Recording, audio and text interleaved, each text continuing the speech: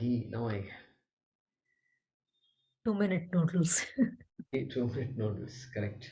Maggie. There is a Maggie. There is some insect also which is called Maggie or something. Is that it? No, maybe not. It should not be. I don't think they would have. Maggot. Bird, magpie. What is that? Maggot. Bird is Maggot, yeah. A Maggots. maggot. Oh, maggot. That's right. It's some small insect, no? Yeah, maggot. Which burrows into all the wood and all that. No, those are termites. Oh, termite. Then what is maggot? Maggots is usually on dead bodies and things like Yeah, that. like Anything that is like a Mm. carcass, you'll see maggots. Okay. So is it visible to the eye or is very Yeah, small? it will be Yes. white in Yes. color. You can see them like if they are there. Yeah. Okay. It's visible. They help in decomposition basically.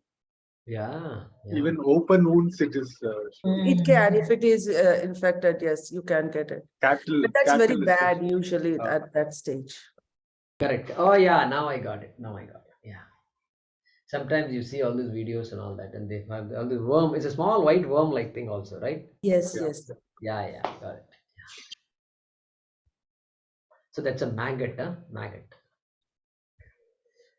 Okay. Any questions? Yeah, Guruji, one question. Yeah. So, today, while giving the summary, you mentioned about Antakale, right? So the last thoughts, how important it is to. But then we also have the karma, right? Which is also going to determine what the next life is.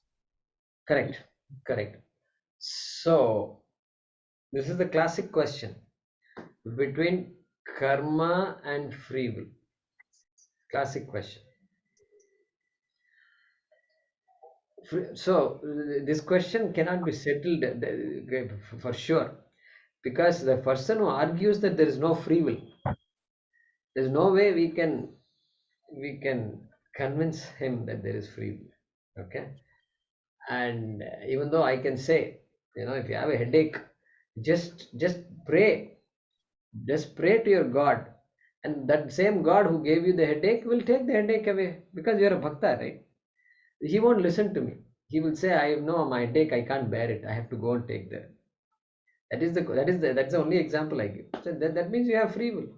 That means you don't trust God. Your God that you've been praying, that says God gives everything, you don't trust him, because you are taking the medicine. But God should do something. God should put the medicine in the mouth. But God should bring somebody and say, no, you please take the medicine. Like that they should do. Or something should happen. Because nobody came and gave you the headache. So that God gave you the headache, and that same God, let him get the headache out, if he really loves you. And so this free will thing argument, we don't, beyond a point, we don't argue. So, but we know free will is there. It is part of the creation, obviously. It's all part of the srishti. Free will is part of the srishti. And so that free will has to be used, Vijay. Free will has to be used. And we saw some examples. Mantras also say, Yame Yesha Vrunute. Okay, and then Tat Vidhi Pranipatena. 4th chapter again, I think. Tad Vidhi Pranipatena Pariprashnena Sevaya. Tad Vidhi Pranipatena. You go to a guru, then only Upadekshanti te Jnanam. And so that has to come from me only, from the individual, from the jiva it has to come, which means free will. If free will were not there, Krishna cannot make a statement which has this vidhi. Vidhi is lot. Vidhi, lot lakara. Lot means he is requesting you to do that. Therefore, free will is there, and therefore all these last thoughts, everything we can accept. Because try to develop that, the attitude. Try to develop, have that bhakti. So at least in the last days, I can do Narayana Smaranam. I can do Ishvara Smaranam. So whatever I do Smaranam and then pass away. That is free will based, I think. Is it not? Don't you think it's free will? Yes, but what I'm saying is, if he has done good karma and he has gone through jnanam also, but at the last minute, for whatever he was suffering, he couldn't think of the Lord, or some thought good thoughts couldn't come at that time. Maybe he was suffering badly, so he got caught into the thoughts of that suffering. And will he end up losing all the benefits of what he did? Right. So that is the question. Now I got the question. So no, there is no guarantee that we will be chanting mantras when we die. There is no guarantee at all. Yes, that's, This is called upalakshanam. Upalakshanam means what? It is a way of saying keep studying, keep thinking of, do bhajan, do dhyanam, do japa. That is the meaning of that statement. It doesn't literally, we don't take it literally. okay. Literally, if we take, then we'll get stuck. We'll get into a loop from which we cannot get out. So it is a way of saying, come on, don't waste your time. No, because that chapter was dedicated for Antakale. That's why I was wondering, is that Antakale? Correct. Antakale. So that's the way Arjuna asked the question. So Krishna also is somewhat stuck. He has to use Antakale. And so you can't come to the Antakale unless before Antakale also there was some work done. That is the way to look at it. Yeah. Prasad Doja.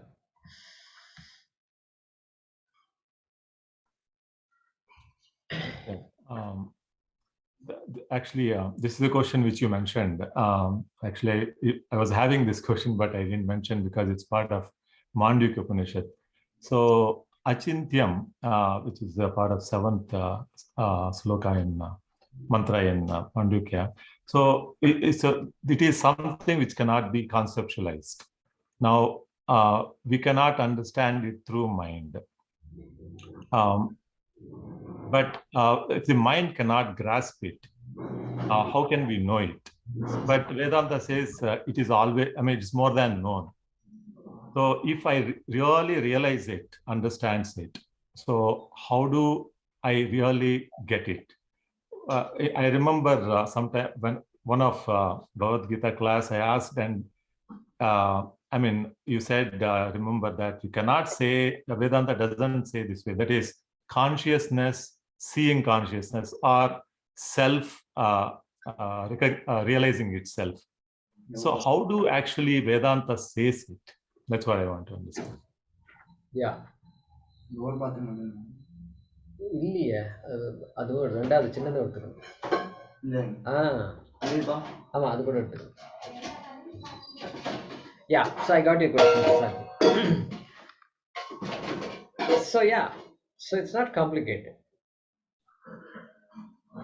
every field of knowledge one conceptualizes why because it's something that is out there it's a concept or it's an object all research is analyzing something that is conceptualized or that is an object that is dissected, that is seen, that is analyzed, that is investigated. Here, Atma is not an object and therefore it cannot be objectified. It is not a Vishaya. Vishaya is that which can be objectified and it is Avishaya. Why? Because it is a subject. And therefore, you can't put the subject under the scanner. You can't put the subject under the microscope. You can't put the subject, you can't watch the subject through a telescope because the telescope will say, wait a minute, who is the guy watching? Okay, that is what I want. That is the meaning of Achintya. Achintya means what? Cannot be thought of. Literal meaning means what? If we are able to think of it, then you are objectifying it, and anything that is objectified is finite, and the infinite cannot be objectified. Subject cannot be objectified, infinite also cannot be objectified. Therefore, both and subject is infinite statement I can accept, which is Achintyam. Then how am I going to know this? What is the use of studying? What vidya are we studying? Correct? The question comes. So, by implication, neti neti iti, when the mithyatvam is crystal clear, then what is left is that I am the whole. Okay, I am the whole. By implication, it's understood. It's not understood as an object. Kenopanishad says the same thing. Naham manye suvedeti, nona vedeti vedacha. Yonas tadveda tadveda. Nona vedeti vedacha. Look at all this. Look at this shloka, this mantra. Just it's so good to hear it. Naham manye suvedeti. Nona vedeti vedacha. Yonas tadveda tadveda. Nona vedeti vedacha. This is just a na and veda that just sprinkled all over. Naham manye suvedeti.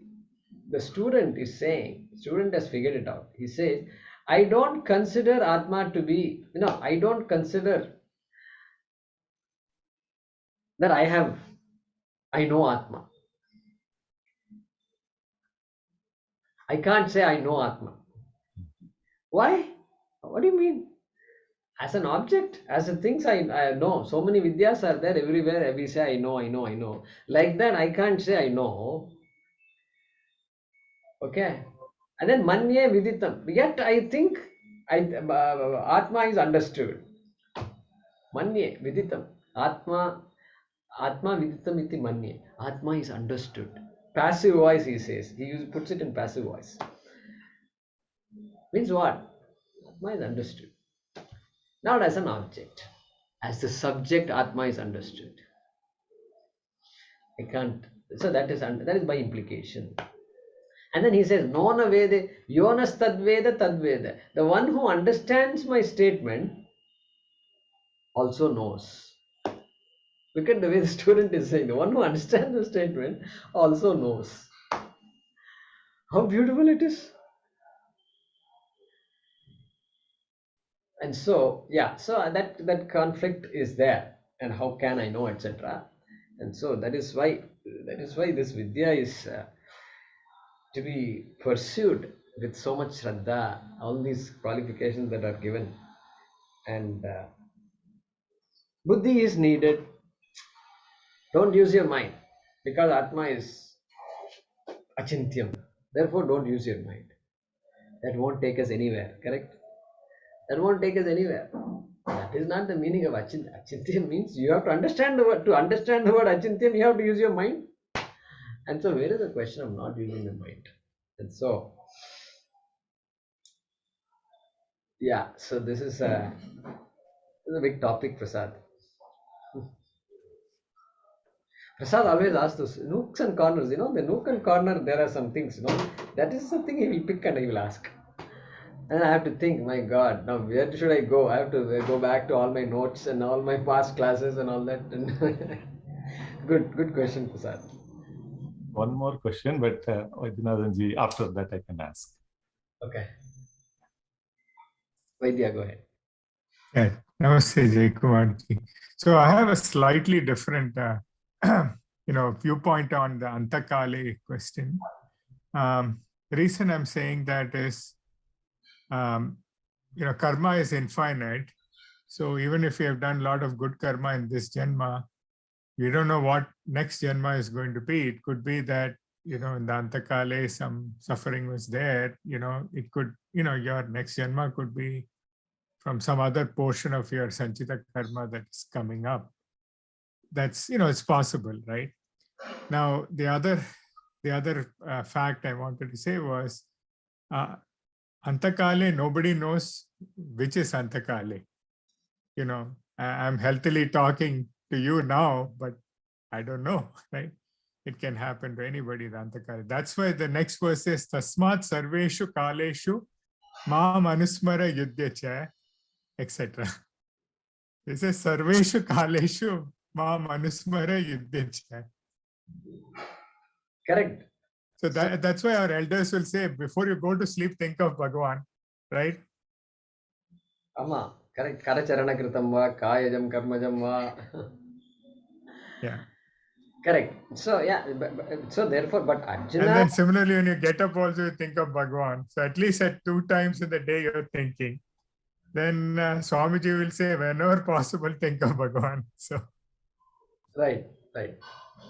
during the day. So that's right. So, but Arjuna meant it literally, Antakali. So we can't put down Arjuna's question. Arjuna meant That's Antakali.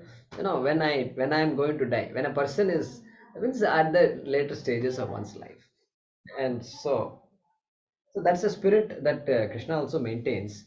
But yeah, tasmat sarveshu kaleshu. Since I don't think Krishna says anywhere, we don't know when we are going to die. I don't think he says something like that. Okay. Mhm. So he continues to keep that spirit and says, okay, fine. You make sure ma manusmara sarveshu kaleshu. Because what is not natural to me is not going to come in my last days. Yeah.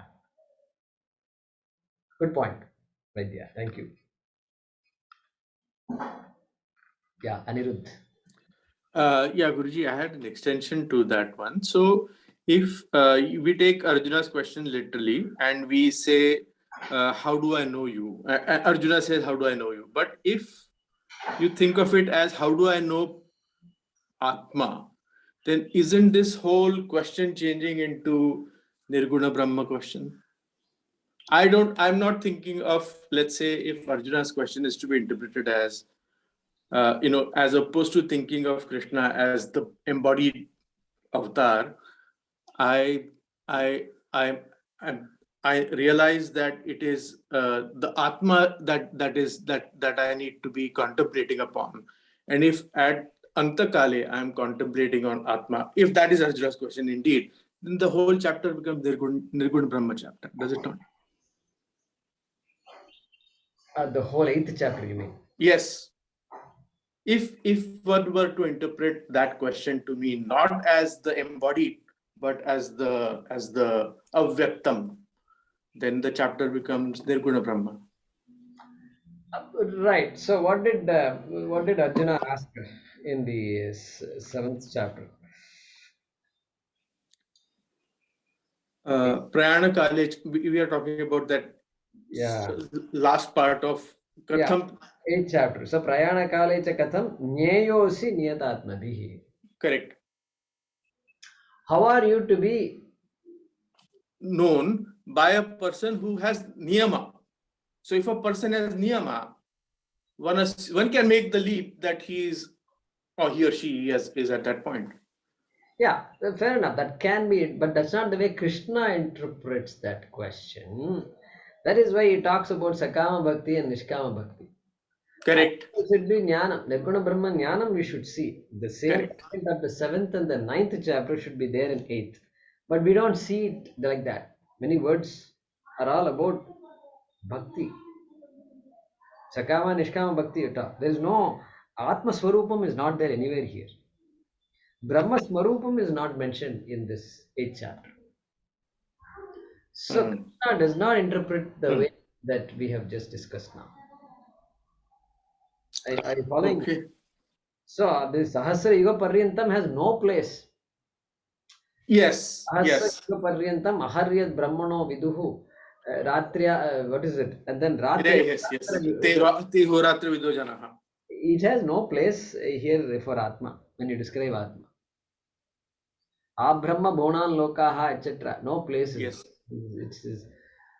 You should say, Yes. hey, this is great that you're asking me this question. Yes, you go to a guru and study, and in the last days also you can get moksha, because even Parikshit got moksha in 7 days. Like that you should say. Don't worry, like that you should say.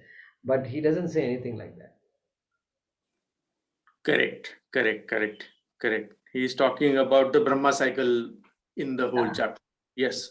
And then Nishkama Bhakti and Sakama Bhakti. He talks. And then he says Sakama Bhakti will not take you anywhere. You'll Right. continue to be a Sakama Bhakti for life and for other lives also. And he gives that. And therefore, Agnir Jyotihi, all that Yes. is. Brahma Bhuvanaluka. Yes, Guru. Yes, thank you. Yeah. So that's so we are basing this on Krishna's words. Although those few words, Nyeyaha, can be interpreted as how are you to be known? Known. Then Krishna can say, you know what? You can't know my avatara. My Leela is so huge, you really can't know, human being can know it. But you can know my true nature. He could have said that and converted the whole thing into Nirguna Brahma Vidya. Correct. But he didn't do that. Correct. Correct. Just like karma is infinite, so are Krishna's leelas infinite. There can never be an end to those, Correct. and hence the true nature needs to come toward Nirguna Brahma. Yes. Right. So good. Yeah, that's a good alternate way of interpreting it, which doesn't fit. Yeah. Agreed. Right. Yeah. Miran Narayan.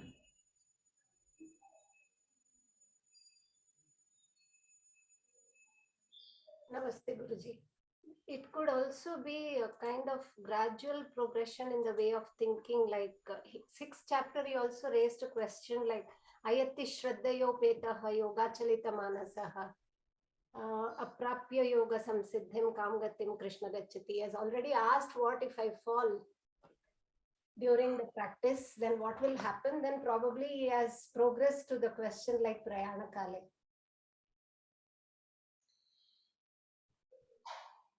Yeah. So ayati shraddhayo petaha yogachalita manasaha aprapya yoga samsiddhim kam gatim Krishna gacchati.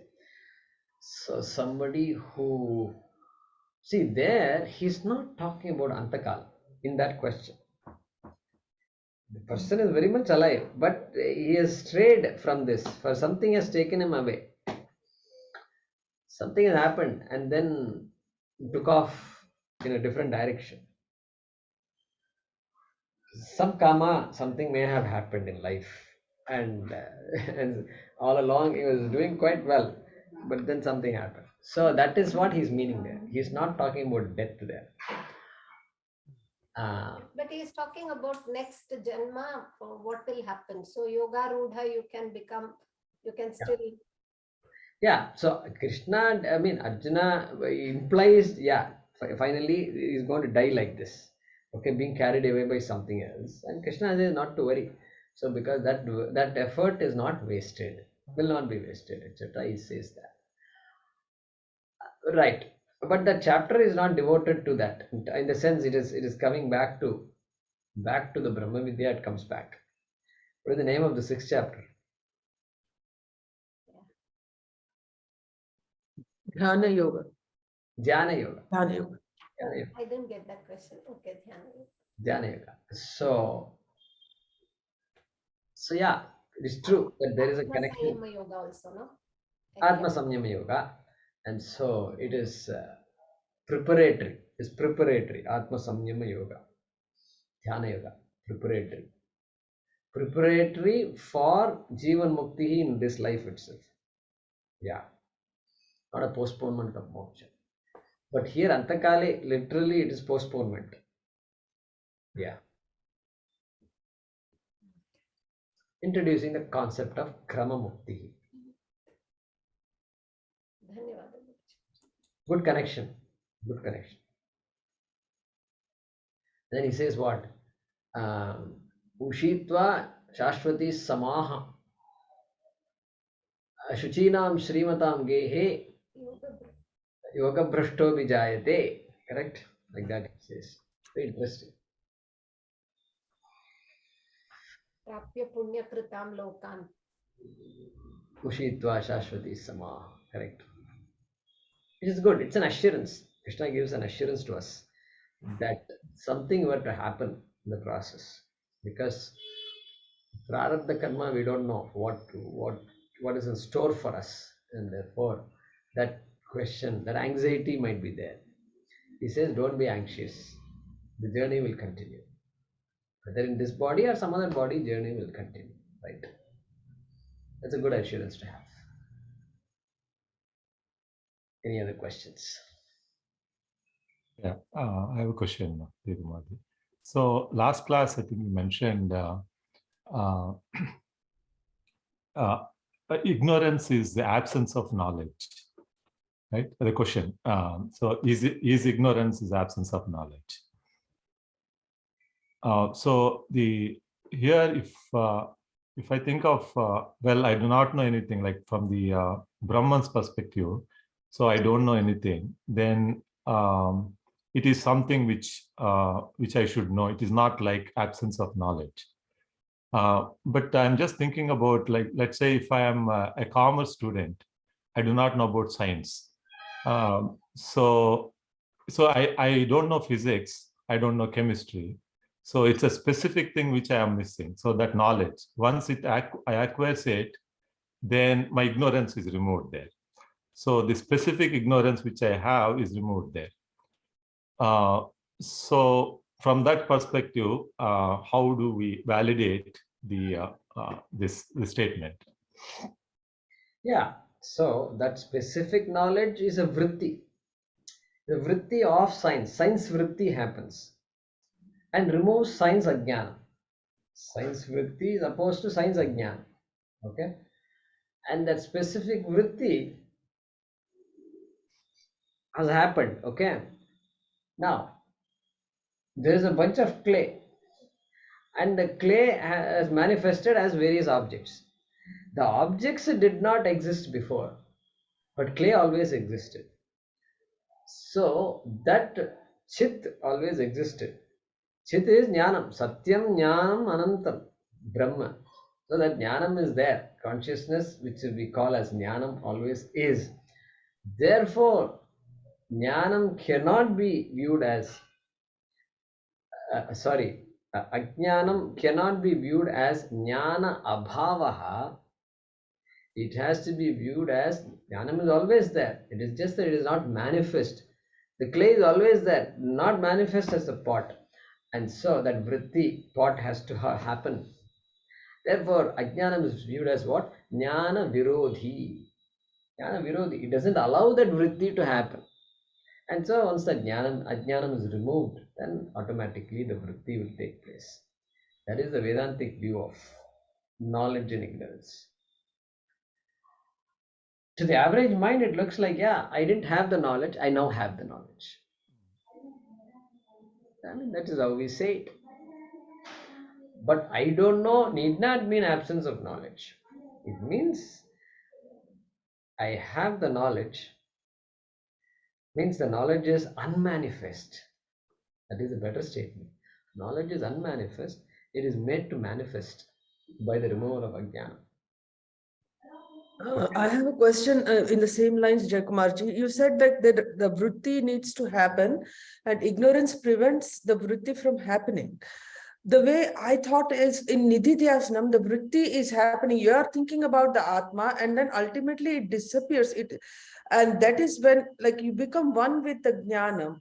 So I'm having a little bit of difficulty whether appearance of vritti is the Jnanam or the disappearance of, like the vritti happens and then the difference is gone. Is that when you really become one and that is when you know that you are in that state, you become that? Which one is the ultimate step? Yeah, so sarvam khalu idam brahma. Okay, everything is Brahma. Okay, therefore I am not going to become Brahma. No time I am going to become Brahma. Okay, even after Jnanam, I will never become Brahma. Because why? Because I was Brahma. Therefore, there is no need to become Brahma. There is no possibility of becoming Brahma. Okay, having understood that, then what? That statement has to be understood that I am Brahma. That vritti, khandakara, bodha vritti, khandakara vritti, that is the khandakara vritti. So many vrittis are happening. We are constantly learning new things, unlearning, recalling, memorizing. All this is happening. Vritti, everything is a vritti. But this akhandakara vritti happens. And then what they say, Vidyaranya Muni, Pachadashikara says, he says, with every other object, every other knowledge, okay, what is there? If I say glasses, you look at this object, then you say, yeah, I know what it is. You look at the object, then a vritti takes place. Vritti means the mind has acquired a particular form, and that vritti of this object. Then you say, yes, I know that. That's a pair of glasses. I know that. Okay. there is something called, so I know that it takes place, right? First thing, Yeah, vritti no, the happens. knowledge you're talking about. First thing, vritti happens. Vritti, there's no knowledge in the vritti. Okay, you see this object, that's all. It's an object. You can see all the color, everything, shape, everything you've seen. The mind has displayed it. Now the buddhi comes and says, "Yeah, I know that. I know that. I got it. I know that. I see it." All these ideas that are coming, okay, that is called phala vyapti. Mm. First is vritti vyapti, Vidyaranya Muni says. Second is phala vyapti. There has to be a result. After seeing the object, you recognize the object. Or you can even say, suppose I show you this object. You can see very well this object. But you might say, I don't know. That I don't know also is phala vyapti only. I don't know. In all these other things I know, but this thing I don't know. Then I have to do all these things and etc. Then I have to open this thing. And then like this, if I show, oh, it's a Bluetooth. Okay. Okay. So either way, phala vyapti is there. Either I don't know that object is a phala vyapti, or you come to know what the object is partially or completely or what. Akhandakara vritti is that vritti where there is vritti vyapti. Then I know it is Atma. That vritti is not. That phala vyapti is not there. Vidyaranya Muni is there. Oh, the Phalavyapti is not there. It's not Not there. Okay, okay. It makes sense. Phala vyapti is not there. Why? It is me. Yeah, yeah. Oh my God, it's me. Everything is Yeah. me. That's it. Okay. That is the way it works. That's the beauty of this Akhandakara Vritti. Vidyaranya Muni explains that. 400 years, 500 years ago, he explained it. Not that we did not know before that, but he uses that particular terminology. Yeah, yeah. And Swamiji started talking about two steps in understanding the normal knowledge. The first step is like vritti happening in the mind. And the second step is when it is illuminated by that chidabhasa, right? I mean, that's phala-vyapti, which is actually absent during brahmakara vritti, brahmakara realization. Correct, correct. Because Atma is not an object. I know that I can't say. I know this also. You can say I know this, but I know means I am the one and everything is me. It's not an object. I am not an object. So this entire world is Brahma, that is me, which is not an object. There is only subject. It's a grand conclusion, it is. It's even to read, it is a very difficult, like it is very exciting to realize that you can understand this. To this level, we have broken it down. You know, when it will happen, God knows.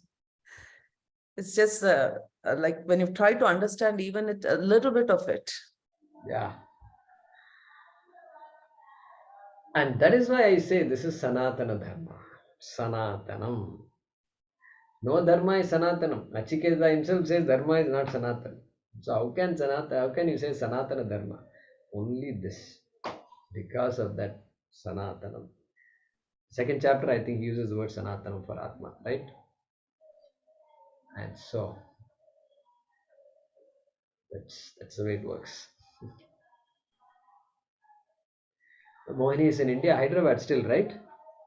Yes, yes. I'll be leaving next week. Yeah. Okay, good. Mother is going good? Yes, she's fine. Thank you. Yes. Very nice. Any other questions? Just want to quickly deviate from Vedanta, asking. Deviate from Vedanta. Ooh, we don't do that. No. See, connected to Vedanta, but so this has been bothering me a long time. So let me put my thought. We talked about Krama Mukti. Now I'm just taking away the Krama Mukti. So if I start with, let's say, Buddhist idea, like Yogacara, Kshanikavada Buddhism, which says that mind only, which actually moves from the consciousness in the sense of Buddhism, not from Vedanta. Vijnana, they call it as, which moves from life to the life and forms the material body. So if I take that rather than worried about after the death, this is inquiry only. I mean, it's with complete respect to our pramana, but so if we remove the Kama Mukti, and so the life, because particularly from Advaitic perspective, which is actually the Maya, which is a projection, it's only appearance, the reality never appears. I'm sorry, it only appears. So if I, in this life, with all the practices, and at the end of the life, you move on to the next body and go on like that, because it is becoming and becoming. And finally, the jnana happens and I realize, so then Brahman, so I understand Brahman, realize Brahman. Going and coming is what is actually I'm trying to remove. How is that idea? In the sense, because it's Maya and we are talking about heaven somewhere else, like going to 7 different worlds. So that's the thinking which I'm having. So what is the drawbacks or result of thinking that way? Because even Buddhism also, for example, Buddha is nothing but enlightened person. So he got enlightened by way of even removing the God or the element of God. So, but they talk about like moving from one life to the other life without even going somewhere and coming back. That's the point, underlying aspect which I am trying to insist about. So your question therefore is? Therefore is, so why I should be bothered about after the death, which is Krama Mukti, going somewhere and coming back. Rather, I move on from body to body, and I realize at some point that I am Brahman, and that is Jnana which appears and liberated. Liberator either in this life or another life, you mean? Another life. Whenever actually, when my mind is Antakaran Shuddhi happens, and then with again following the Pramana, with all the Karma Yoga and other yogas, and Antakaran Shuddhi happens, that's all same. But going and coming only, I'm trying to remove here, like there's no Krama Mukti, right? That is the part of it where I go to some place and come back or don't come back from Brahma Loka or somewhere. Yeah, so what is the conflict? I'm not able to understand. From going somewhere and learning is going to Brahmaloka is one type of Krama Mukti, or you come to another human birth again on earth is also a type of Mukti only. Both are Mukti only. But I'm anyway moving from, that's why I mentioned Yogachara or any Buddhism for that matter, moving from one life to the other life, rather than thinking about, okay, some other, because this is particularly from the Advaita perspective, why we think of like, even though it is appearance or all these lokas and all that, it is becoming like Dvaita if only if we think about Krama Mukti. So it's some other world, or Christianity talking about other heavens. Right. So the going to another world is not Advaita. Yeah. Even though Antakala is mentioned in Bhagavad Gita, it has nothing to do with Advaita. That's what my point I is. hope you follow this. Yeah. Advaita has nothing to do with all these lokas and all these things. Next life also, it says Adhyasa. Advaita, if you push the limits, then it says that this world itself doesn't exist, Advaita will say. And therefore, where is the question of next world? This world itself, I have a problem, Advaita says. And you are talking about next world. Next world and all doesn't exist. Forget next world. Let's deal with the current world. And so that's why Advaita isn't bothered whether you go to Brahmaloka or another loka when this happened, that happened. Advaitam is a fact. Do you know it or not? If you don't know it, you should know it. That's about it. And so all these questions about what happens, etc. Meera said, why talking about it? That is my point. In Advaita, I mean, why talking about it at all in the first place? About it is there in the Vedas. Vedas, Karma Kanda, Jnana Kanda. Vedas has Karma Kanda, Jnana Kanda. We don't think I am spending time. I study. Okay, when I'm studying, don't think I'm thinking about next life, what are the properties and where this, how do you connect, how do you define, how do you find out one's karma and then connecting the karma to the next life. There are people who study all these things. We don't study. It's not part of Advaita Vedanta. It's not part of Advaita Vedanta. It is mentioned in Bhagavad Gita. Bhagavad Gita, fighting the war also is mentioned. Fighting the war is not Advaita Vedanta. Upanishad, at least Bhagavad Gita talks about Karma Yoga. Karma Yoga is also not Advaita Vedanta. Upanishad jumps straight. Why? Because everything else, you know everything else. This is the only thing you don't know. Everything else you can figure out. Even Karma Yoga you can figure out. You have Antakarana, you have smart people, you figure it out. This one you can't figure out. That not figuring out this one, the fact, existence, that is the one that is Advaita Vedanta. Karma Yoga also really is not. We need all this because we are all in a journey, and so we have to talk about all these things. And in any case, next life is mentioned in our Shastram, so we don't deny it.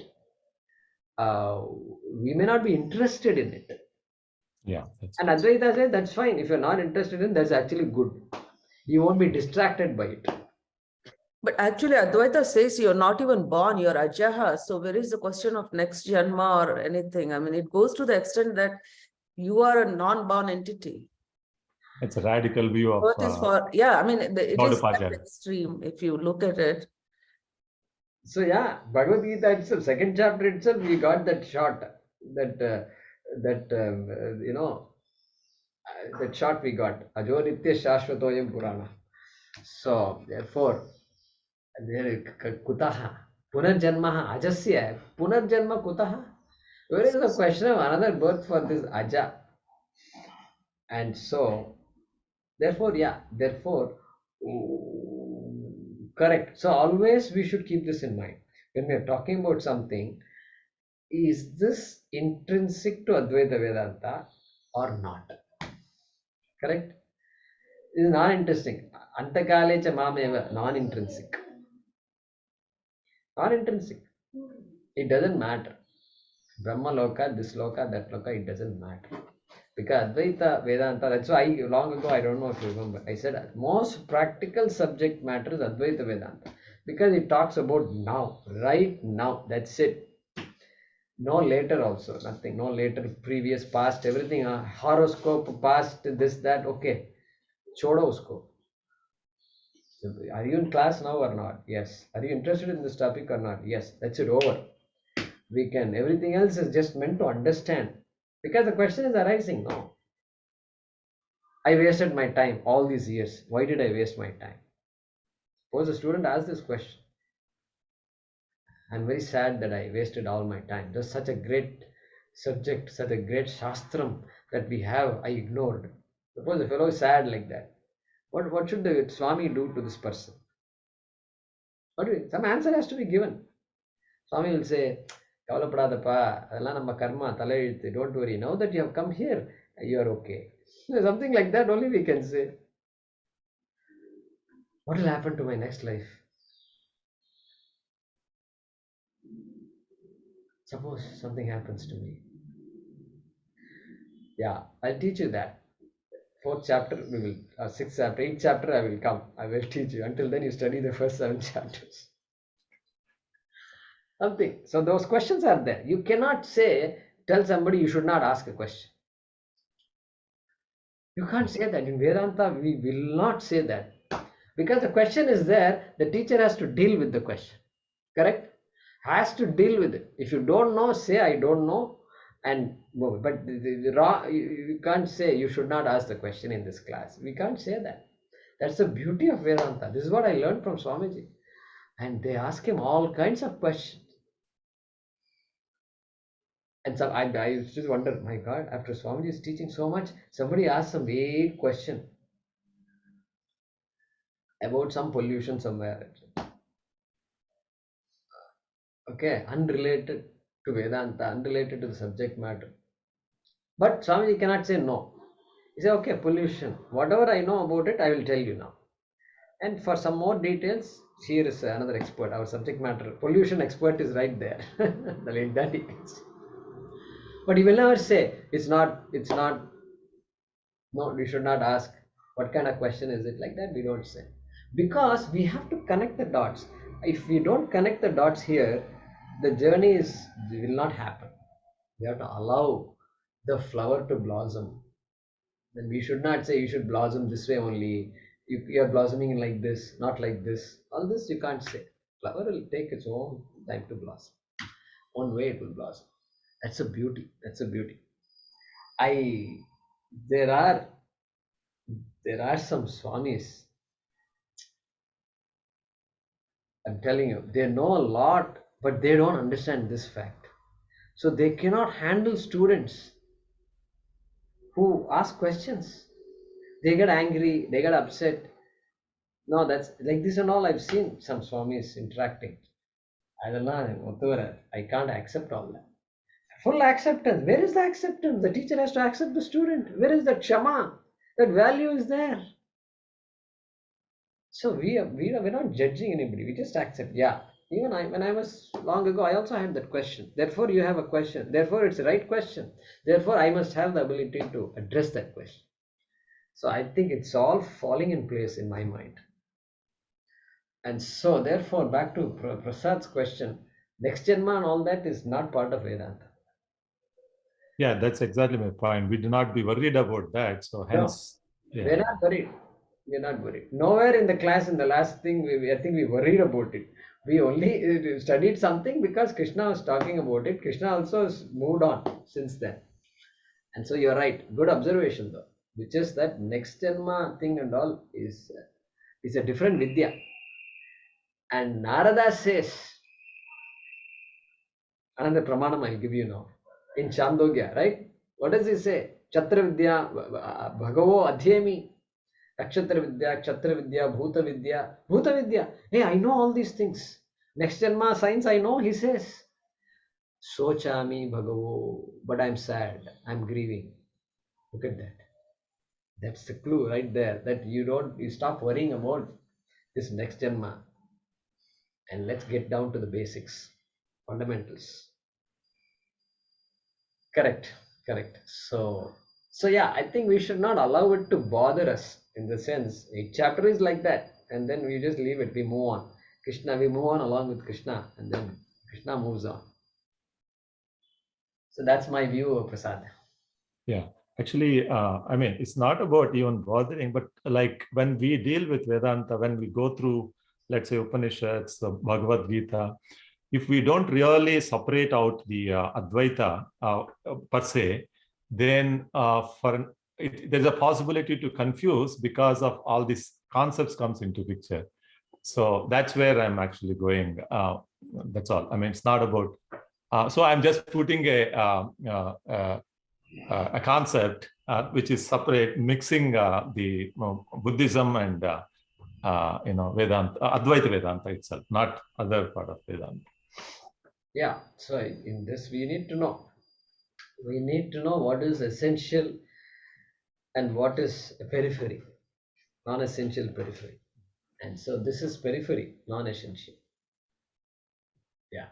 That the Paraloka Gati is periphery, because Advaita Vedanta says Agati, no movement, no migration, no transmigration.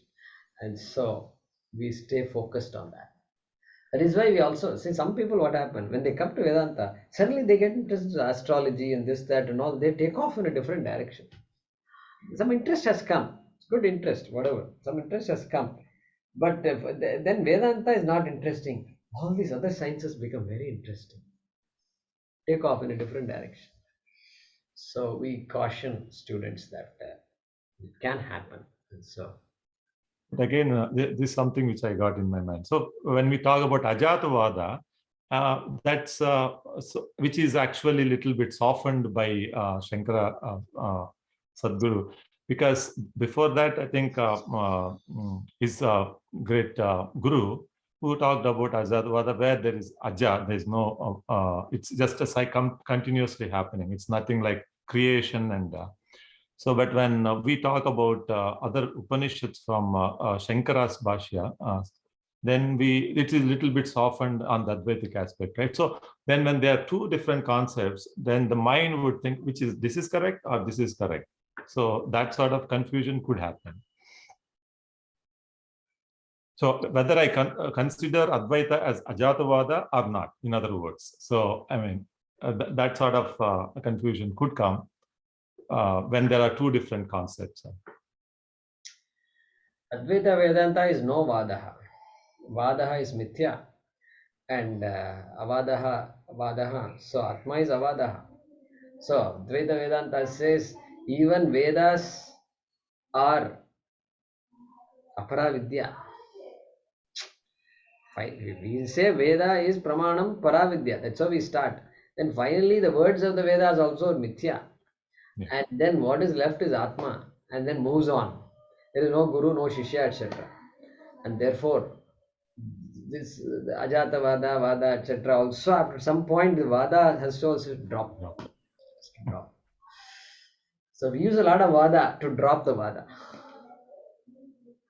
This is beautiful. I think in my opinion that's the beauty. That's the beauty of this. Yeah, Vaidya. Yes, Jayakumarji. So I wanted to make 2 points. One was the the point about the thing that we in our class should remember is Bhagavad Gita is both a moksha shastra and a yoga shastra, right? So that's why karma yoga is talked about. You yourself said Upanishads don't talk so much about karma yoga, right? To prepare yourself for the antakarma shuddhi. It doesn't talk about much. It's only they're talking only about Brahma Vidya. But here this is both Brahma Vidya as well as yoga shastra, right? Brahma Vidyayam Yoga Shastri.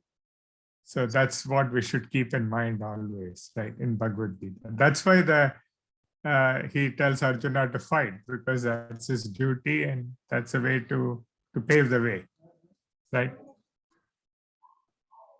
Right. So that's the beauty of Yeah. the text. So that may Nidanam Shreya, etc. Yeah. So that's the beauty. That's why Bhagavad Gita is. We study Bhagavad Gita. That's why it's a popular Right. text also, because it goes along with Arjuna is a Grahastha and I'm also a Grahastha. Correct. And so right there is a connection. And so Correct. you can't have a teaching that makes us impractical. Mhm. They No. say you have to view Bhagavad Gita as a Jivana Dharma when you're doing it for the first time, to understand your do's and don'ts and how to lead the life. And then when you do it the second time, you come with the Moksha Dharma view of the same text. You'll understand it at a different level. Correct. So that you don't give up anything to come to Vedanta. In fact, you continue to do things better and with more commitment. And Dharma is fine-tuned. Previously, I was a bit lax, but now I'm not lax anymore. I'm not careless. I'm not indifferent. And so Vedanta makes us, as a human being, it makes us better human beings. And then, of course, Vedanta is there. Brahma Vidya is there anyway. Good. Yeah, we'll pause with that. All right.